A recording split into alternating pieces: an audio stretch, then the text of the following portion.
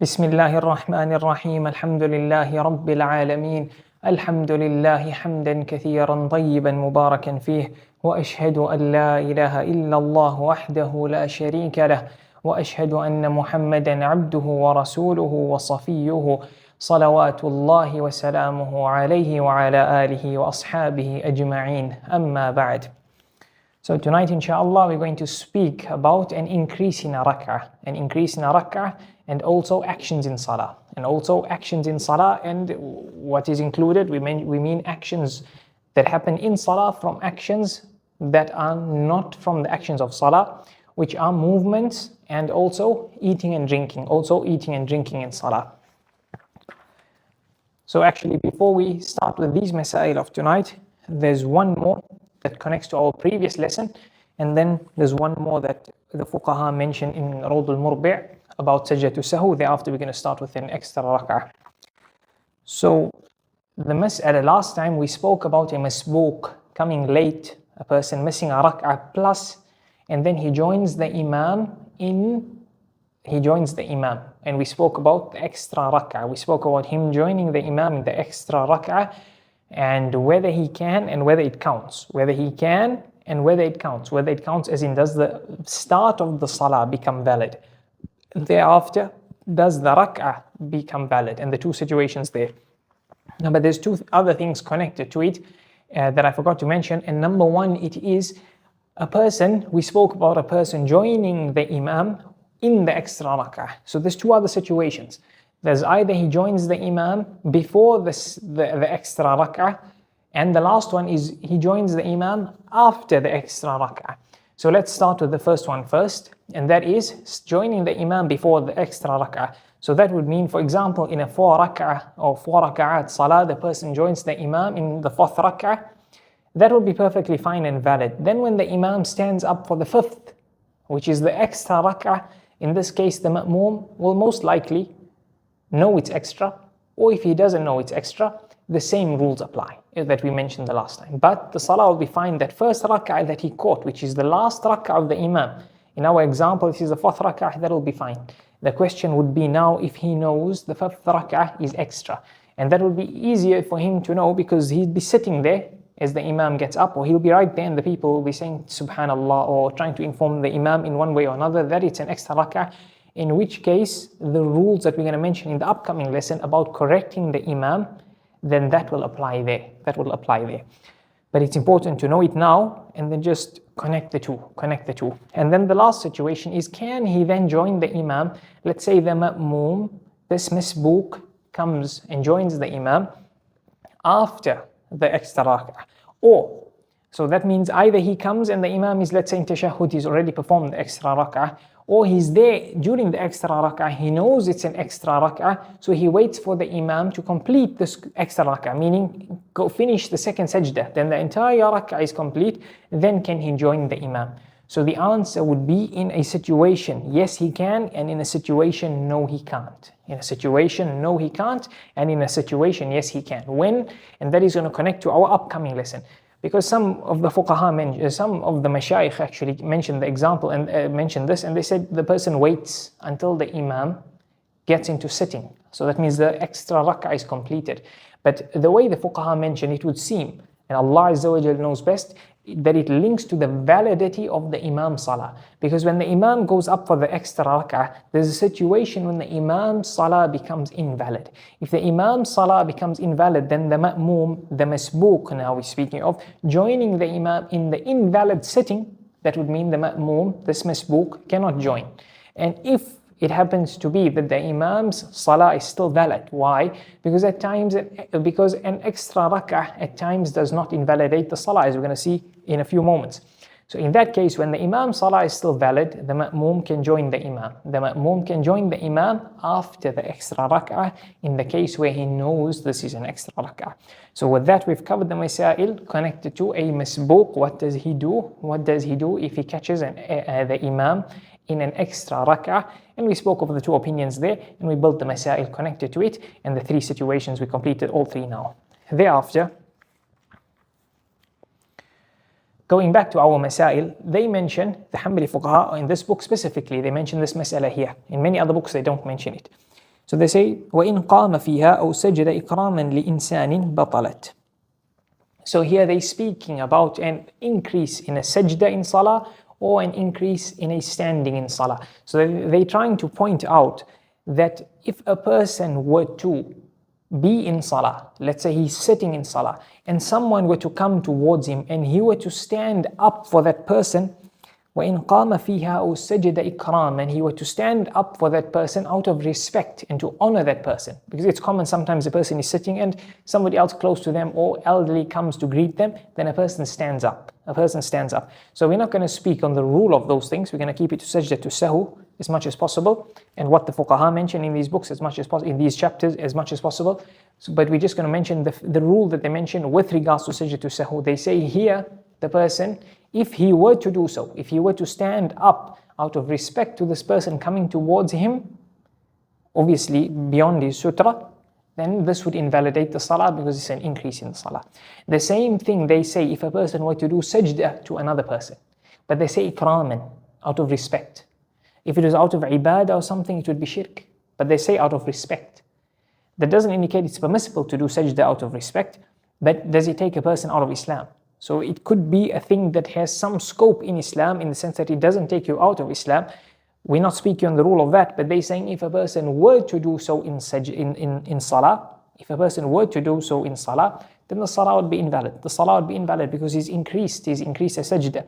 The same way if a person were to get good news while he's in salah, he were to hear people speaking nearby while he's in salah and they mention some good news. If this person were, as he went into sajdah of shukr in salah, this would be invalid. This would invalidate the salah. This would invalidate the salah. It's an extra action in salah intentionally, and it's from the actions of salah. So it would count as what we spoke about in the second lesson, an extra sajdah in salah. So thereafter they speak about increasing a rak'ah in salah. So now the fuqaha, the next mas'ala the next few masail they're going to mention have to do with an increase in a rak'ah in salah.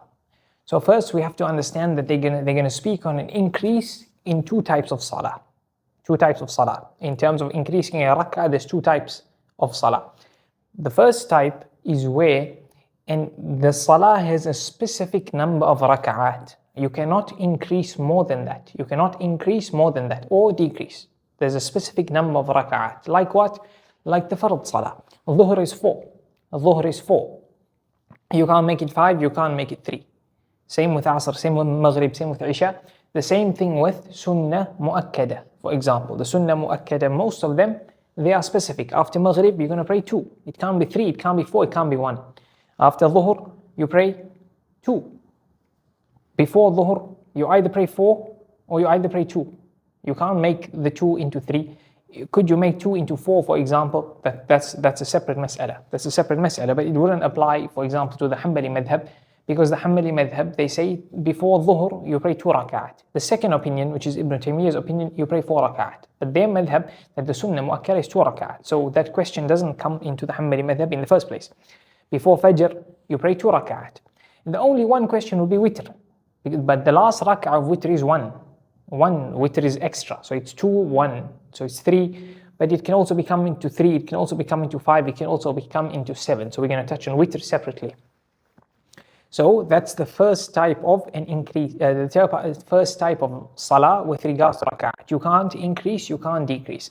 The second type of salah with regards to raka'at are salah that you can increase in the raka'at. So the raka'at amount, they're flexible. And that refers to general nafil salah. So like tahajjud, qiyamul layl, if you were to pray general nafil salah, that the fuqaha do not mention have to be 2 raka'at, or have to be 4 raka'at, for example, then there an increase in intention, we're going to speak of increase specifically here, an increase in the intention that has its own rules. And we spoke about one type of those salah, one type of that type of salah, where it wasn't a nafil salah, but rather it was a fard salah, and we spoke on the rules connected to it, and that was the salah of a traveler. The salah of a traveler, 2 raka'at can become 4. 2 raka'at can become 4. So an increase there is permissible. So when we know that, then we get the fuqaha, the first thing they mention is with regards to, we're going to say fard salah, but what takes the rule of fard salah as well, which are those salawat that the amount of raka'at are specific. Those salawat that the amount of raka'at are specific. If a person were to get up for an extra rak'ah by mistake, what would the rule be? What would the rule be? So they say, وَإِنْ زَادَ رَكْعَةً كَخَامِسَةٍ فِي رُبَاعِيَّةٍ أو رابعة في مغرب أو ثالثة في فجر فلم يعلم حتى فرغ منها سجد وجوبا. Okay. So they say if a person were to increase an extra rak'ah in one of these salawat that have a specific amount of raka'at, then they will either realize it in the rak'ah or after they finish the rak'ah. And after finishing the rak'ah goes into two types. After finishing the rak'ah in salah and after salah. So this person who prayed an extra rak'ah, he got up for the third rak'ah in fajr. Either when he's up for the third or as he's going up for the third. Or when he's up before Surah Al-Fatiha, or when he starts his reciting, or in ruku', or after ruku', or sajdah, or sitting between sajdah, or the second sajdah. All of that counts as one. All of that counts as one. And it's important to remember that so that no one gets confused with the mas'ala we're going to mention later, when it's permissible to increase a rak'ah. Not here, but when a person misses the tashahhud. That's what we're going to, so it's important to remember, I mentioned all of those things intentionally. So the first point is the person remembers in the rak'ah. Number two, he remembers after the rak'ah, but in salah, like sitting while he's in tashahhud. Okay? Or he remembers after the salah. فَلَمْ يَعْلَمْ حَتَّى فَرَغَ مِنْهَا. So that's why they say if a person doesn't realize until he's completed with it, some fuqaha say it means the rak'ah and others say it means after the salah. So what would the rule be? وَإِنْ عَلِمَ بِالزِّيَادَةِ فِيهَا جَلَسَ فِي الْحَالِ بِغَيْرِ تَكْبِيرٍ. So what happens here is a person, if he realizes during the rak'ah, at any time during the rak'ah that he's gotten up, if it's fajr, that would mean he got up immediately from the second sajdah of the second rak'ah, he got up by mistake. Or he's reading 2 raka'at after dhuhr, he got up straight up by mistake. So in this case, what would happen? This person, if he remembers in the rak'ah at any time, that means while he's reciting, before he recites, as he's going up, or in ruku', or after ruku', he goes back immediately to sitting. He goes back immediately to sitting. He goes back immediately to sitting because sitting is the posture he should be in. So he goes back to where he should be. We phrase it like that. Why? Because of the next mas'ala. He goes back to where he should be and he completes the salah from where he should have continued. And when he comes back, he doesn't say the takbir. So this applies here, and it also applies to the last time when you mentioned if a person increased a ruku' or sajdah or a qiyam or is sitting. When a person goes back to the posture he should be in, he does not say a takbir because that takbir is extra. That takbir it's actually got no place in the salah. It's not, the movement that he made by mistake should not be there. So he doesn't say a takbir or something to get to the correct posture because it should not be there at all. So this person, he got up, is reciting Surah Al-Fatiha of the third rak'ah of Fajr or the third rak'ah of the 2 sunnah after Dhuhr. He realizes this is an extra rak'ah. Immediately he goes to sitting down. Without takbir. Then what does he do? We said he continues where he should have continued, which means he starts at tahiyyatu lillah. Now another situation. Let's say this person is performing 2 raka'at after dhuhr. So he's recited the tashahhud after the second rak'ah, and then he got up for a third by mistake. Right? In this case, while he's going up on ruku', he remembers. In this case, the person goes back to sitting. But now, where would he recite from?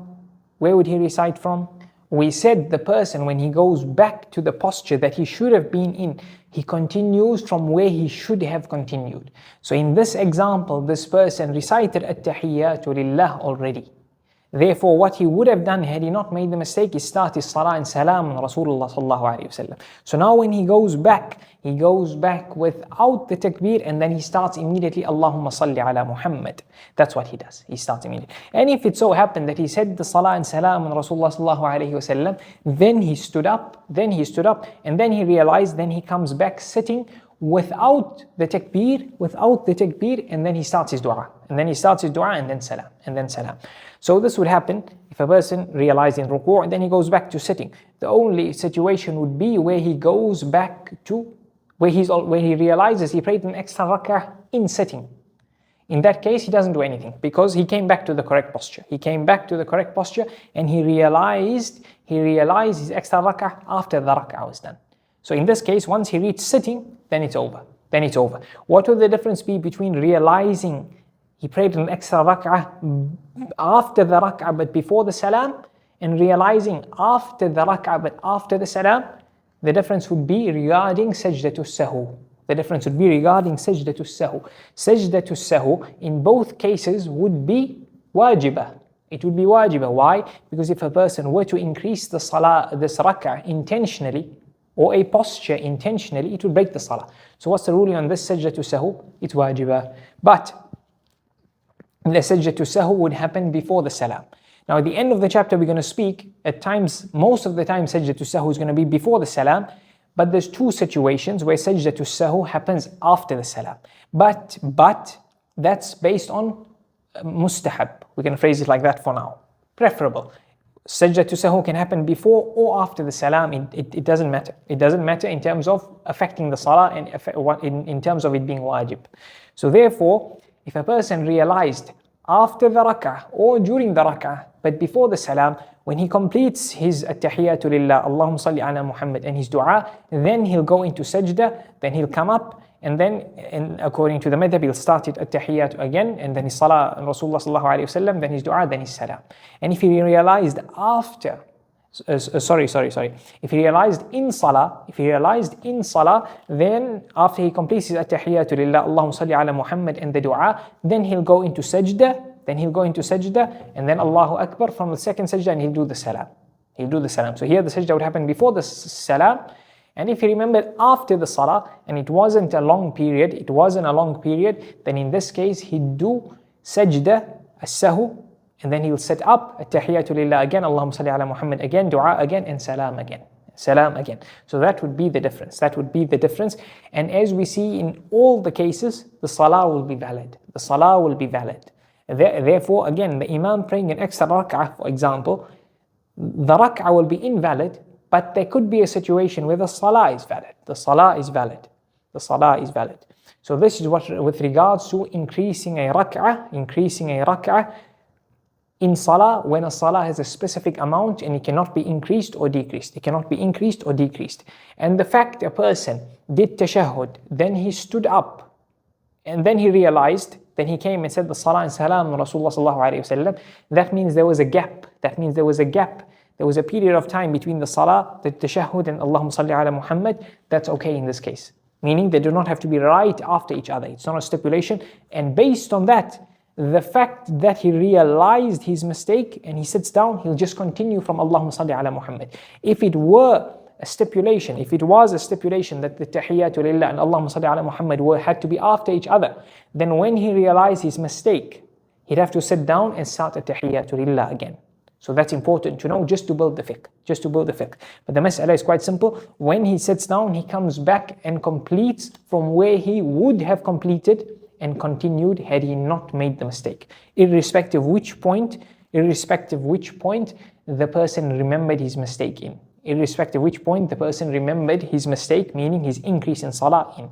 And that's with regards to increasing a rak'ah in a salah where the raka'aat of a specific number. Okay, so the next mas'ala they mention is still increasing a rak'ah, but now it's a nafil salah. Meaning a salah where a person can increase in the raka'aat. We're speaking of increase, so a person can increase in the raka'aat.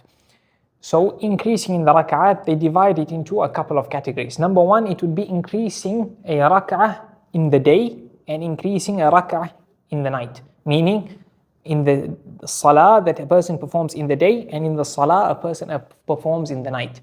The rule would differ according to the time of day. The rule would differ according to the time of day. The reason for that is that the Hanbali fuqaha say that in the day, nafil salah, or even your sunnah, but the sunnah, the raka'at are clear, but the non-sunnah mu'akkada and the nafil salah, it's better to perform them in pairs of two. But it is permissible to perform them in a 4 raka'at, meaning with 1 salam. It's permissible to perform them in 4 raka'at with 1 salam, because Rasulullah sallallahu alayhi wasallam prayed for the person who performed 4 raka'at before Asr. And Aisha radiallahu anha narrates Rasulullah sallallahu alayhi wasallam prayed 4 raka'at before Dhuhr. 4 raka'at before Dhuhr. So the way that is phrased does not specify that it was in twos. Therefore, the Hanbali fuqaha say that it's permissible to perform 4 raka'at. But if a person performs 1 salah with 1 salam with more than 4 raka'at in the day, then the salah will be valid, but it will be makruh. It's a mas'ala we'll speak about. It's actually in the sequence of the book. It comes after Sajdah Sahu when it comes to nafil salah. But I'm mentioning it now, touching on it, because it connects to these masail. So what did we say? We said in the day, it's better to perform in pairs of 2, but 4 raka'at is permissible. 4 raka'at is mubah. More than 4 raka'at permissible, but makruh. Right. In the night they say salah should be performed 2 pairs of 2 raka'at. Because Rasulullah sallallahu alayhi wa sallam said, Salatul layli mathna. Salah at night is in pairs of two. So they say this should be done in pairs of 2. But if done in 4 raka'at, the salah is valid, but makruh. Why do they allow the 4 raka'at? They say, Aisha radiallahu anha described the tahajjud of Rasulullah sallallahu alayhi wasallam, and we say tahajjud. We spoke in our taraweeh dars that there's a difference between qiyamul layl, which can also be called tahajjud. Tahajjud is after sleeping, and between taraweeh. Right? So, we say that Aisha radiallahu anha said, فَلَا تَسْأَلْنِ عَنْ طُولِهِنَّ وَحُسْنِهِنَّ. Rasulullah sallallahu alayhi wasallam, Aisha radiallahu anha says, he used to pray 4 raka'at. Don't ask me how beautiful they were and how lengthy they were. So she says 4 raka'at. So the way she phrased it can imply it was 4 raka'at, as in with 1 salam. So therefore the Hanabila say more than 2 at night is permissible, but makruh. In the day, 4 raka'at mubah, permissible, but more than 4 makruh. And these rules I mentioned here, they apply when a person has an intention from the beginning. Why do we mention this? Remember when we mentioned the salah of a musafir, we spoke on the different timing of the intention. How it would affect when a person stands up for the extra rak'ah. So therefore they say in the day, if a person intended 2 raka'at, thereafter he stood up in the day, in the nafil salah in the day. When is the day? The day within this mas'ala. Remember I mentioned times of day and night change according to the subject, according to the topic. So when it comes to this mas'ala, day is referred to after sunrise to sunset, or after sunrise to when a person performs salatul asr. Because after salatul asr is the time when no salah should be performed. It is waqtul nahi, except in certain madhahib regarding certain types of salah. So therefore, in general, we're going to say it's the prohibited times of salah. So therefore, from after sunrise, when it's permissible to pray again, until sunset or until the prohibited times of salah, that would count as day. And after those 2 times, it would count as night. So when a person in the day gets up for a 3rd rak'ah in nafil salah that he intended to, they say in this case he has 2 choices. Either he can continue and complete it as 4 raka'at, and that's fine. And then they say it's better to do so. They say وَهُوَ أَفْضَل. They say it's better to do so. The other option is a person sits down because he realized this is a mistake and it's an extra rak'ah. It's an extra rak'ah, and therefore, in this case, he do Sajdah Sahu because he increased in the salah. Therefore, he does Sajdah Sahu because he increased in the salah. So those are the two options if a person stood up for an extra rak'ah in the day. Extra rak'ah in the day. Why? Because in the day when he pray, if he completes it as 4 raka'at, if he completes it as 4 raka'at, he's done something that is mubah. He's done something that is mubah. So now, what if he got up in a 4 raka'at salah for a 5th rak'ah? What would the rule be there? We said that it's permissible to do so, to read more than 4 raka'at. Did we not say that? Anyone have an answer if a person gets up for the 5th rak'ah? If a person got up for the 5th rak'ah, in 4 raka'at, we mentioned that the salah would be permissible but makruh. But we said that applies when a person intends it at the beginning. In this case, Naam ya Shaykh Umar, you have to be a faqih. We said if a person intends it at the beginning, if a person got up by mistake for a 5th rak'ah, now he'd be doing something makruh, and therefore the salah would be invalid. So that's the difference between the two. The one thing remaining is they say that if a person got up for the 3rd rak'ah, they say فَلَهُ, he says وَلَهُ أَن يُتِمَّهَا أَرْبَعًا. Then he has the choice to complete it as 4. So that's what I said, most of the fuqaha, when the person gets up for the extra rak'ah, then they don't indicate that he must go back and sit to make the intention. And I mentioned some of the fuqaha like Al-Khalwati or Ibn Ga'id, Khalwati's student, Uthman bin Ga'id, he mentions, and Al-Insaf and others, they mention that this standing in salah that happened by mistake from sitting to standing for the extra rak'ah, it happened without intention. So generally, they mention this in the mas'ala of a musafir getting up for an extra rak'ah. They don't mention it with this mistake that the person does in the nafil salah. So does that indicate it's okay in the nafil salah for a person just to continue and not in the fard salah in terms of a musafir? Or do we apply this nafil salah rule to the what they mention for the salah of a musafir?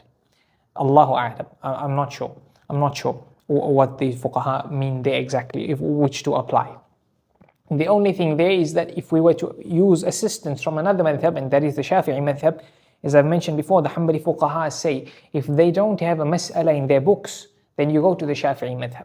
So now, I can't say they don't have the mas'ala in the books. Somebody needs to check in most of their books to confirm the mas'ala. But just a thought, in Shafi'i madhab we mentioned the two opinions. And Imam Nawawi includes this mas'ala of sitting down. He says, أصحهما. I mentioned it last time. He mentions the two opinions in the Shafi'i madhab. Does a person who got up for an extra rak'ah, and this standing up happened without intention, does he go back to sit down to have the intention? He says that's the stronger or the more correct of the two opinions. He phrases it in a way where it would include even the nafil salah. So based on that, a person could take the Shafi'i madhab and apply it here, which also goes in line with the Hanabila, because I mentioned it, they mention it there. Or the second opinion of the Shafi'i madhab, it's a valid opinion, because it's there.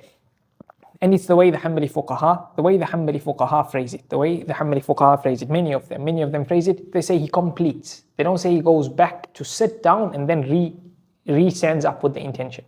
So it can go either way, Allahu a'lam. The next mas'ala, they speak on this happening at night. If a person got up for a 3rd rak'ah at night, Imam Ahmad rahmatullahi alayhi, he was asked on this mas'ala, and he said about this mas'ala, he says if a person gets up for an extra rak'ah at night, in his nafil salah at night, he says it's as if the person stood up for a 3rd rak'ah in Fajr. It's as if a person stood up for a 3rd rak'ah in Fajr. And that would mean, what did we say just now? For an extra rak'ah in the fard salah, a person has to go back. Otherwise, when a person realizes, a person has to go back. If he does not go back, the salah would be invalid because then he's prayed an extra rak'ah. He's prayed an extra rak'ah and intentionally. Or not even the whole rak'ah because he missed the intention from standing up, but then he's increased ruku', he's increased sajdah, etc., etc. So that would all invalidate the salah. So here the Hanbali fuqaha say he should go back. He should go back and sit down and not complete the salah, as 4 raka'at. Even though they say 4 raka'at at night is valid. 4 raka'at at night is valid. But what's the difference? As we said just now, 4 raka'at at night is valid with intention at the beginning. So this person intended 2, and then he got up for a 3rd rak'ah, therefore he now got up for something makruh. He got up for something makruh. And therefore, if he continues, then the salah would be invalid. The salah would be invalid. Even though we say that if he did it intentionally, the salah would be makruh but valid. But here we invalidate it. Why? So this is something interesting because Sheikh Mansour al-Buhuti mentions a qaa'idah. He mentions a qaa'idah that most of the mutaakhirin of the Hanabila approve of and went on to explain it. So he says if a person increases in the salah, he says من نوى عددا نفلا ثم زاد عليه إن كان على وجه مباح لا أثر. So he says if a person intended a specific amount of raka'at in his nafil salah, if a person intended a specific amount of raka'at in nafil salah, then he changed his intention. Then he changed his intention in the salah. If he changed his intention in a manner where it's permissible to change his intention, then the salah is valid. So he says, ala wajhin mubah, on a permissible manner, in a manner that is mubah. When we say mubah, it means it takes out something haram. If a person stood up for a 4th rak'ah in dhuhr salah, in the fard, that would be haram. So therefore, if a person changes intention from 4 to 5, therefore he's now intended 4, he's changed his intention in a way that is haram, the salah becomes invalid. Because we said ala wajhin mubah, it takes out haram and it takes out makruh as well. Therefore, if a person were to stand up for a 5th rak'ah in the day, what would the rule be? If he did it from the beginning, it would be valid but makruh. So at night, so in a salah where he intended a specific amount of raka'at, now he stood up for the 5th, he'd be doing something makruh. Therefore the nafil salah would be invalid. Or at night, if he got up for a 3rd rak'ah, then he'd have done something makruh. Because at night, if a person intended from the beginning 4 raka'at, it would be correct, valid, but makruh. So therefore, if he stood up for a 3rd rak'ah and didn't go back, he would have done something makruh. And the salah would be invalid. But something interesting in al-iqna', or many of the fuqaha, they say وَرُجُوعُهُ أَفْضَلُ. We said now that if a person continues praying, he intended 2, but he got up for a 3rd by mistake, and he continues on, his salah would be invalid. Salah would completely be invalid. But the fuqaha say for him to go back to make his salah valid, it will just be better. It won't be wajib. It will just be better. It's very interesting how they phrase it. It's very interesting. They don't say it's wajib for him to go back. Even though if he doesn't go back, the salah would be invalid. So what's the reason for that? So the fuqaha say, if a person were not to go back, the salah would be invalid. But him going back, they say وَرُجُوعُهُ أَفْضَلُ. They say him going back is better. The reason why they phrase it so precisely, because according to the majority of the ulama, if a person were to start a nafil salah, then him completing the nafil salah is not wajib, it's just mustahab. So if he were to invalidate the salah without a reason, without a valid reason, it would be makruh. Without a valid reason, it would be makruh. With a valid reason, it would not be makruh. But it would not be haram and he would not have to do qada, according to the majority of the ulama. So therefore, they say for him to go back sitting down, to not break the salah, and him not breaking the salah is only mustahab. therefore it's better for him to go back. So they wouldn't say it's wajib for him to go back, because then they're going to make something wajib on him, and therefore he'd have to complete something that it's not even wajib to complete in the first place. So to be precise in the way they phrase it, they say for him to go back is just better. For him to go back is just better, it's not wajib. So hopefully that one there is clear. So now, one last, or two more points regarding this mas'ala. Some of the Hanbali fuqaha, in Ghayat al-Muntaha Mar'i al-Karmi, he says that his opinion is that if a person were to not go back, if a person stood up for the third in a nafil salah at night, if a person were not to go back and were to complete it as 4, he says the salah would be valid.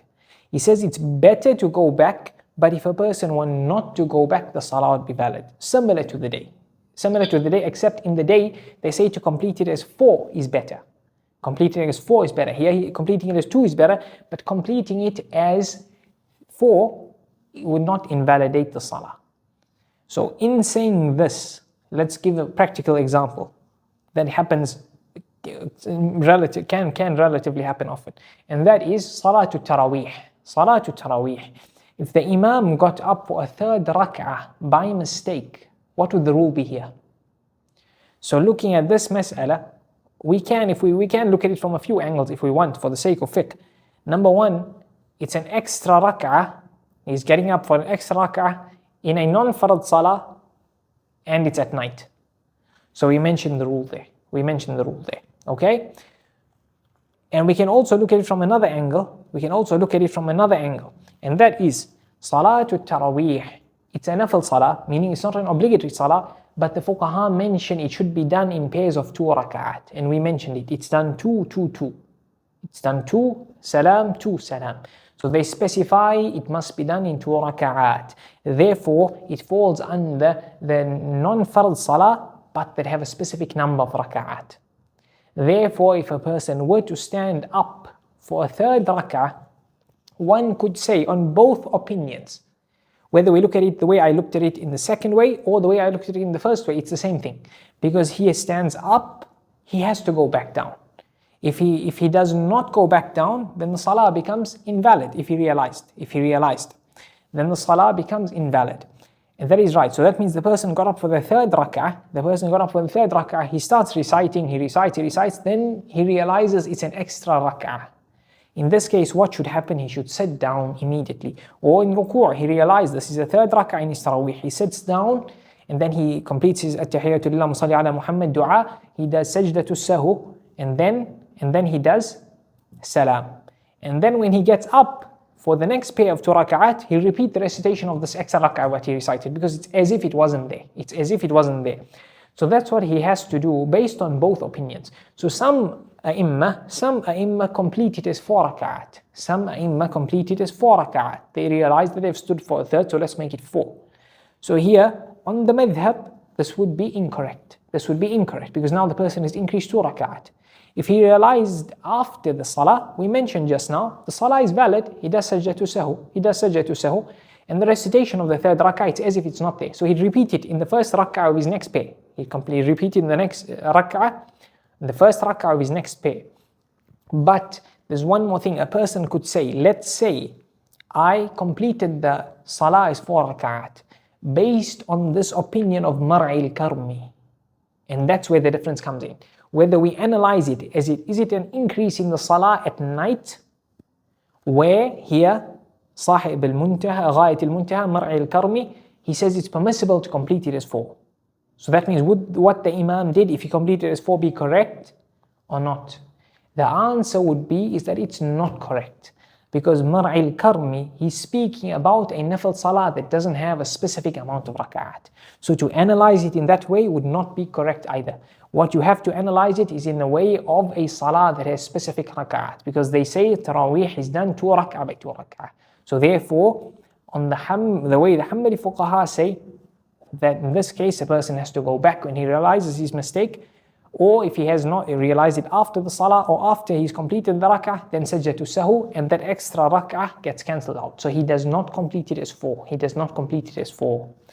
The one last thing is witr. So witr generally if a person intended one rak'ah and they got up by mistake for a second, here there's an option to complete it as 3, because witr can be completed as 3.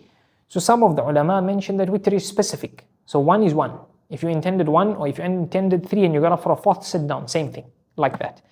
But other ulama, Ibn Shaykh Ibn Uthaymeen specifically, he includes witr as being a salah that increasing on the raka'aat is permissible. Because you can pray 1, you can pray 3, you can pray 8 in 5, you can pray 7, 9, 11. So if a person prayed 1, got up for a second, by mistake, he can complete it as 3. So Shaykh Ibn Uthaymeen inclines to the opinion that increasing the raka'aat in witr is fine. Increasing the raka'aat in witr is fine.